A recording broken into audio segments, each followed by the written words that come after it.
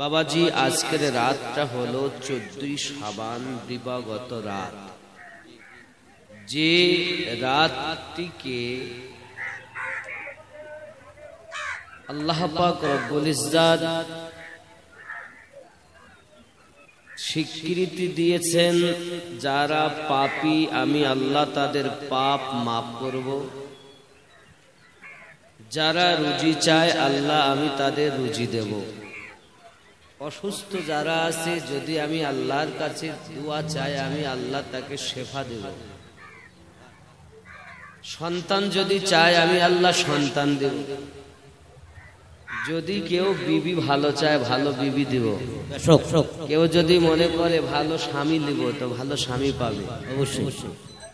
এক কথায় লাইলাতুন নিসফু মিন শাবান, এটি হলো হাদিস শরীফে এই শব্দটা এসেছে,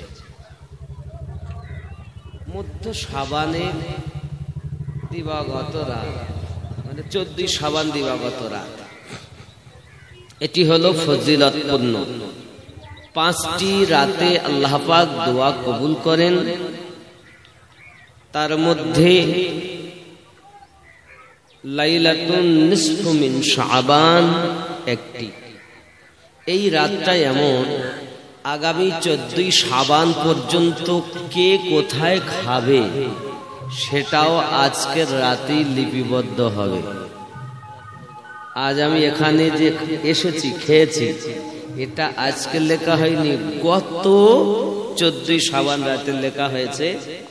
তাই আজ আমি আমিনুদ্দিন আপনাদের এই গ্রামে আসতে পেরেছি। কথা বোঝা যায়নি?